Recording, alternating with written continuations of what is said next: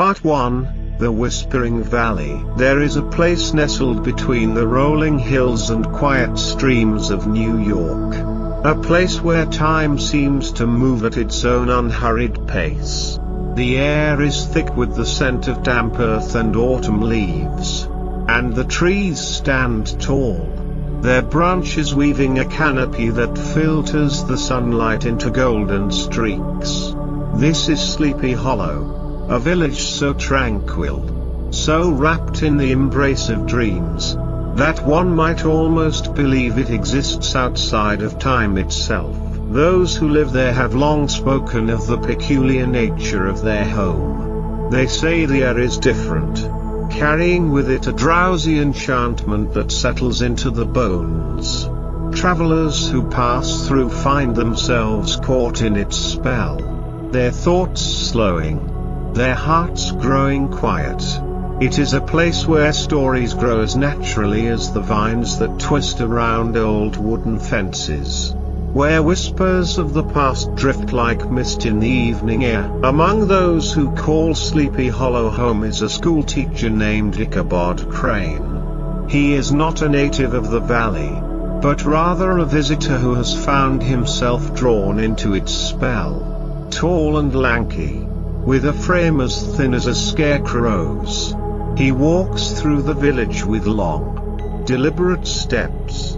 His thought flies always searching. He is a man of learning, a collector of knowledge, and there is little in the world that delights him more than the pages of an old book or the telling of a well-worn tale. During the day, Ichabod teaches the children of Sleepy Hollow in a small schoolhouse that sits nestled among the trees. His voice is steady, measured, each word carefully placed, so that even the most restless of students finds themselves lulled into quiet attention. He speaks of history, of letters and numbers, but more than anything, he is a storyteller, and in Sleepy Hollow, where the air is thick with memory, stories are the lifeblood of the land. When the day's lessons are done, Ichabod does not rush home. Instead, he lingers, strolling through the village, listening to the conversations of the townsfolk. He is especially drawn to the older men, those who sit by their fires and speak in low voices of things that happened long ago. They tell of strange sights seen in the woods, of voices carried on the wind, of shadows that move in ways they should not, and always, they return to the legend that haunts the valley more than any other, the tale of the headless horseman. It is said that long ago, during a great war, a soldier lost his head in battle. He was buried in the churchyard of Sleepy Hollow, but his spirit did not rest. Instead, on nights when the mist is thick and the moon is hidden behind clouds, he rides again, searching endlessly for the head that was taken from him. Those who have seen him say he carries a terrible, fiery object in his hand, a pumpkin, carved with a face that flickers in the darkness. Ichabod listens to these tales with great interest, committing every detail to memory. He is a man of reason, one who believes that stories grow in the telling, that fear shapes them into something larger than life. And yet, when he walks home through the winding roads of Sleepy Hollow, he cannot help but glance over his shoulder. The wind rustles the leaves, the trees sway with unseen movement, and in the distance, beyond the fields, the old churchyard stands in solemn silence. Ichabod's home is a small, borrowed dwelling, simple in its comforts but warm enough to shield him from the chill of the valley nights. He lights a single candle, its soft glow flickering against the walls. The world outside is still, wrapped in the hush of approaching winter. He settles into his chair, opening a book, Yet his mind is not on the words before him. Instead, he thinks of the village, of the stories, of the girl who has captured his attention more than any ghost ever could. Katrina Van Tassel, the daughter of a wealthy landowner. She is the light of Sleepy Hollow, her laughter as bright as the morning sun. She moves through the village like a breeze, leaving behind warmth wherever she goes. Ichabod has watched her from afar, his heart stirring with something he cannot quite name. She is young, full of life, and surrounded by a world that is golden with promise. But she is not without admirers. Chief among them is Brom Bones, a man as bold as Ichabod is cautious, as strong as Ichabod is slight. Brom is a rider of great skill, a man whose presence fills a room, whose laughter is as loud as the rolling river. He is known for his tricks, his daring, and, most of all, his determination to win Katrina's heart. Ichabod knows this, and yet, he cannot help but dream. The candle flickers, the night deepens. Sleepy Hollow is wrapped in a hush so profound that it feels as though the world itself has gone to sleep.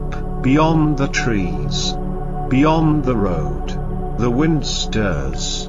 It carries with it a whisper, so faint it might be mistaken for a sigh, or the echo of distant hoofbeats. And as Ichabod closes his eyes, surrendering at last to sleep, the valley watches, for Sleepy Hollow never truly rests. Part 2, The Gathering at the Van Tassel home. The days in Sleepy Hollow passed like the gentle flow of a slow-moving river. The golden hues of autumn deepened, and the valley was painted in shades of amber and crimson. The air carried the scent of harvested fields, crisp leaves, and the distant smoke of hearth fires. Ichabod Crane continued his life in the hollow, teaching the children, wandering the quiet roads, and listening to the whispers of old men who spoke of things that danced between truth and myth. His heart, however, was drawn towards something far more tangible than the ghostly tales that drifted through the valley. Katrina Van Tassel. She was the jewel of Sleepy Hollow, the only daughter of Baltus Van Tassel, a man of great wealth and generous spirit. Her beauty was well known, but it was not her appearance alone that made her the object of so much admiration. She was light-hearted, full of warmth and laughter, and she carried herself with the ease of one who had never known hardship. Ichabod saw in her something beyond beauty. He saw opportunity. To be the husband of Katrina Van Tassel would mean stepping into a life of comfort, of security, of belonging to the grand world of the Van Tassel estate. And so, he watched her with hopeful eyes, weaving dreams of a future that felt just within reach. But he was not alone in this pursuit. Brom Bones, the bold and mischievous horseman of Sleepy Hollow, had long laid his claim to Katrina's affections. Where Ichabod was slender and bookish, Brom was broad and full of life. Where Ichabod preferred stories and quiet conversation, Brom thrived on adventure, on competition, on the thrill of the chase. The two men were opposites in nearly every way, yet their paths had begun to intertwine, each step drawing them closer toward an inevitable confrontation. Then came the invitation. The Van Tassels were to host a grand gathering, a night of music, feasting, and laughter. The finest families in the valley would attend, and Katrina herself would be at the heart of it all. Ichabod saw this as his moment. Dressed in his best, though his attire was modest and somewhat ill-fitted, he mounted Gunpowder, a borrowed old horse with a sleepy gait, and set off toward the Tassel estate. The house stood like a beacon in the cool night, its windows glowing with warm candlelight. Laughter and music spilled out into the crisp air, and the scent of roasted meats, fresh baked pies, and spiced cider wrapped around the guests like an invitation. Ichabod stepped inside, his eyes wide with wonder.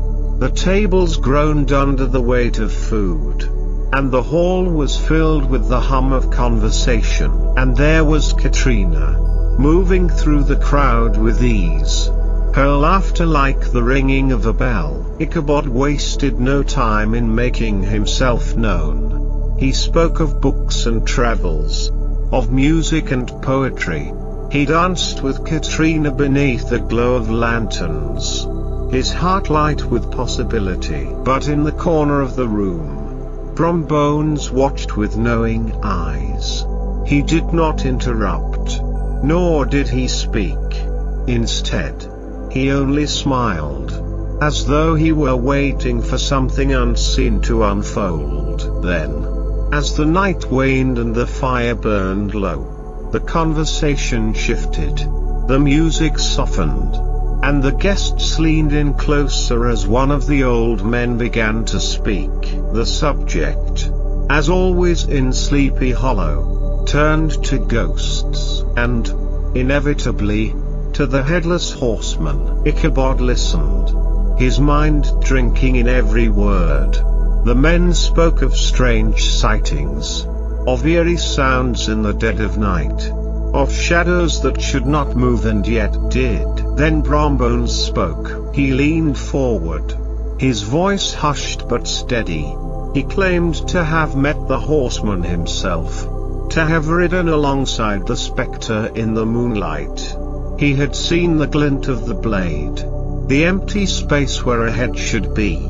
But Brom had outpaced the phantom, his great black horse thundering toward the old bridge by the church, for it was said that the horseman could not cross the bridge. The fire crackled.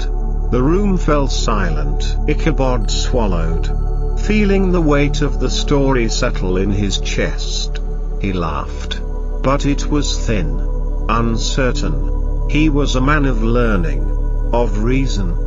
And yet, the valley was a place where reason often lost its way. The gathering came to an end. Guests began to take their leave, stepping out into the cool night, their voices still tinged with the echoes of ghostly tales. Ichabod lingered, hoping for a moment alone with Katrina, a word, a look, something to tell him that this night had changed everything. But Katrina only smiled, a soft, unreadable thing, and turned away. Ichabod's heart sank.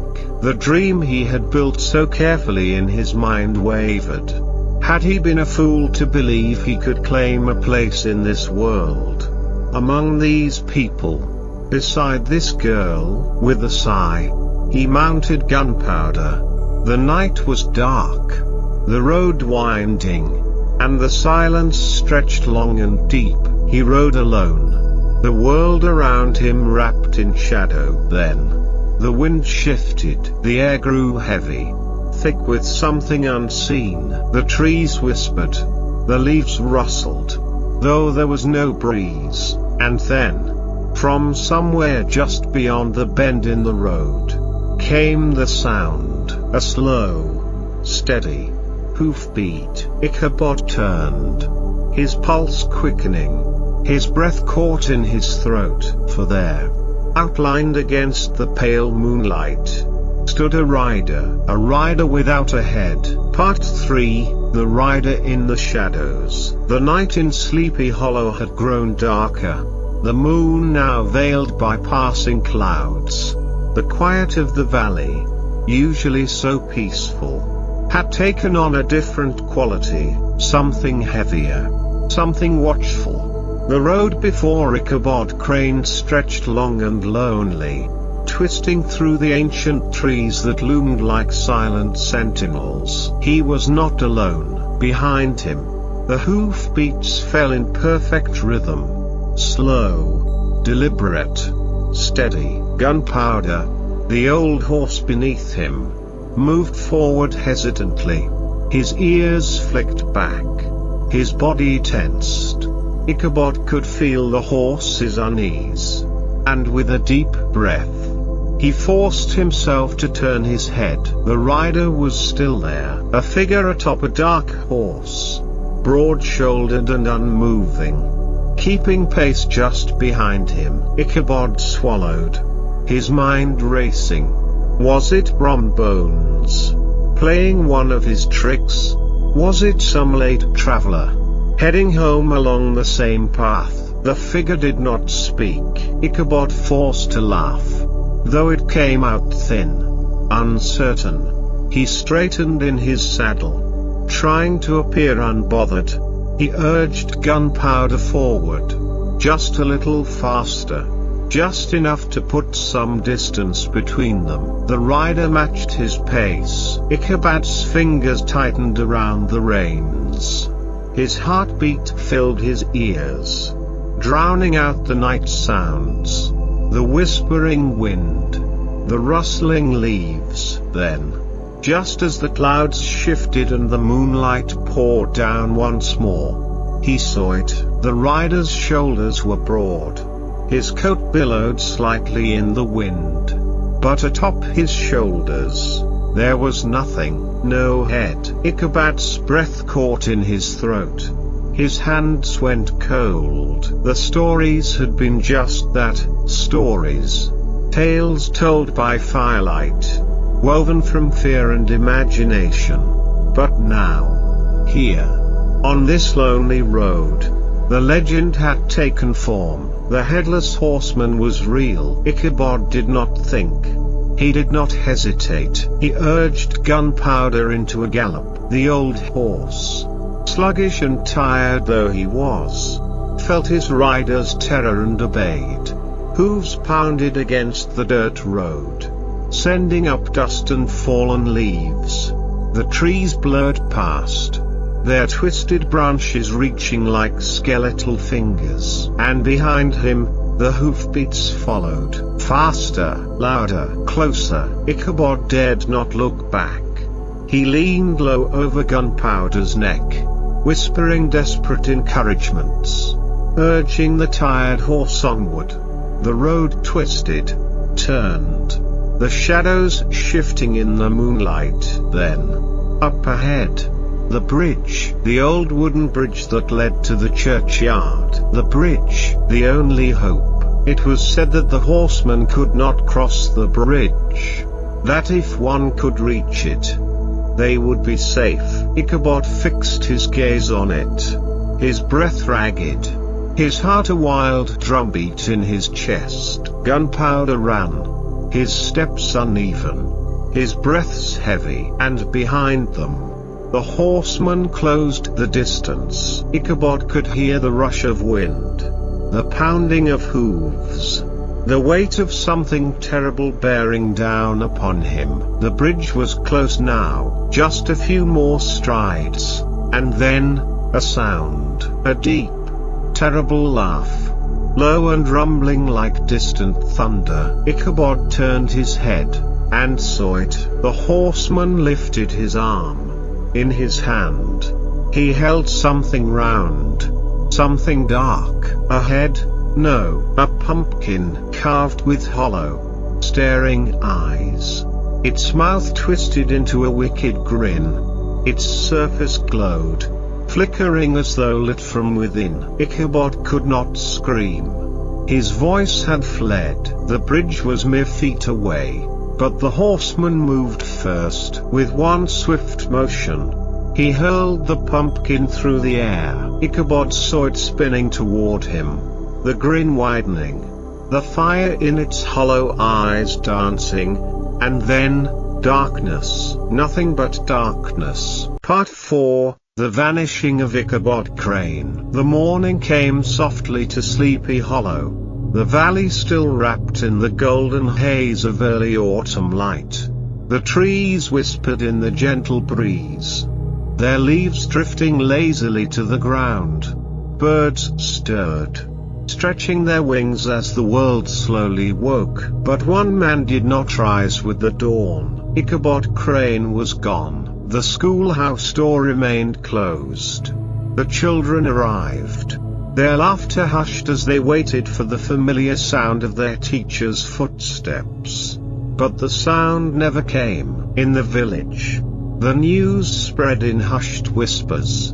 Ichabod had attended the Tassel gathering, had danced with Katrina, had listened to the ghostly tales by the fire, and then he had ridden home alone, and had not been seen since. It was Botus Van Tassel himself who led the search.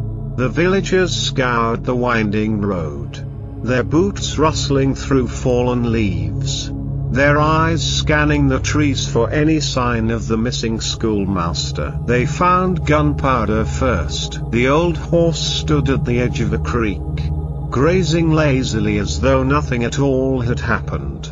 His saddle was loose, hanging to one side, as if his rider had slipped from his place. Further along the road, near the old bridge, they found something else, a shattered pumpkin. Its broken pieces lay scattered across the dirt, its hollow grin split in two. But there was no sign of Ichabod Crane, no footprints, no torn fabric, no whisper of where he had gone, only silence. The villagers spoke in low voices, their eyes shifting toward the churchyard, toward the road beyond the bridge, the place where the headless horseman was said to ride. Some shook their heads, offering more practical explanations. Perhaps Ichabod had been frightened by shadows, his own fears chasing him deep into the forest.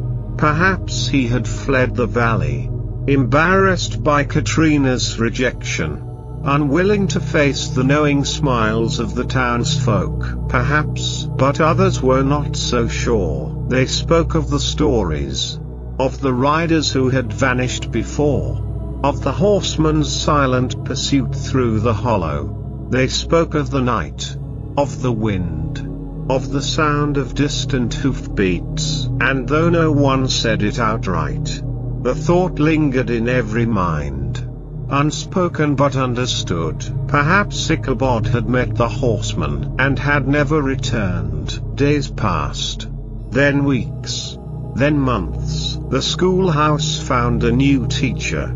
The road remained unchanged, the bridge standing as it always had. And yet, in the quiet hours of the evening, when the mist curled low over the valley and the trees whispered secrets to one another, there were those who swore they still heard it. A faint echo, a voice, distant and weightless, calling out. A voice carried by the wind, searching, forever searching. But Sleepy Hollow does not answer. Sleepy Hollow only sleeps. Part 5, Whispers of the Hollow. Time drifted through Sleepy Hollow like a quiet river, slow and steady.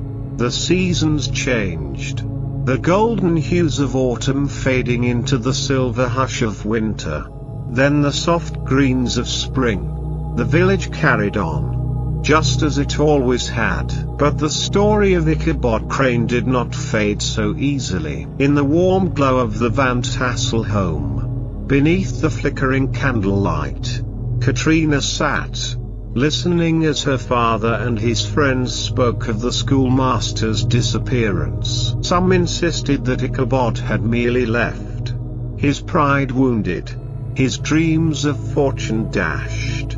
A man like him, with no home of his own, no deep roots in Sleepy Hollow, could have easily picked up and moved on. Others, however, were not so certain. The bridge, the shattered pumpkin, the whispers in the night, and Brom Bones. He sat near the fire, his usual mischievous grin upon his face. But there was something else in his eyes, something knowing. When the story of Ichabod's final ride was told, He chuckled, shaking his head. He spoke of the schoolmaster's fear, of his wild imagination, of how easily he had been spooked. But when the talk turned to the horseman, to the thing that Ichabod had seen, Brom only smiled, a slow, secretive smile, as if he alone knew the truth, and he never spoke of it again. Time passed. Katrina married. Whether she had ever truly cared for Ichabod, no one could say. The schoolhouse gained a new teacher. The fields continued to yield their harvest, and the village remained as peaceful as ever. And yet, on autumn nights, when the wind sighed through the valley and the mist curled along the roads, there were those who listened for the sound of distant hoofbeats, for the whisper of a voice, lost and wandering, for the echo of a schoolmaster who had vanished into legend. Part 6, The Endless Ride. The legend of Sleepy Hollow did not die with the passing years. It lingered, like a breath upon the wind, woven into the very fabric of the valley. Travelers spoke of it in hushed tones as they passed through the quiet roads.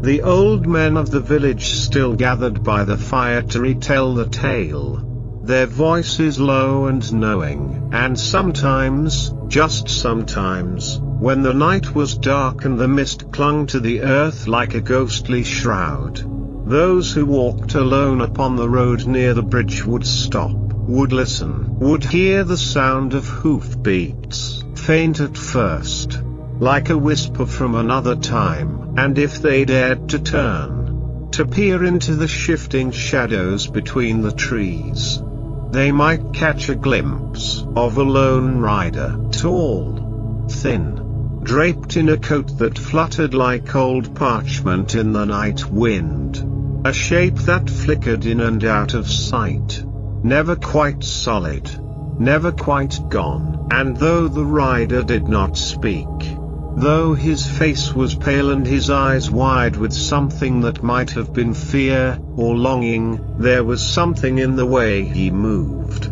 something in the way his horse hesitated at the edge of the bridge, as if he had been trying, for all these years, to reach the other side, but could not, for the road stretched on forever, an endless path through shadow and silence. And Ichabod Crane, the schoolmaster who had once dreamed of fortune and love, was still riding, still fleeing, still lost in the hollow. And Sleepy Hollow only sleeps, it never forgets, And so the tale ends, whispered like a lullaby through the autumn air. The wind carries it away, soft and slow, wrapping around the trees, the houses, the quiet river beyond. The valley rests once more, wrapped in the hush of old stories and fading dreams. Sleep now. The legend will still be here when you wake.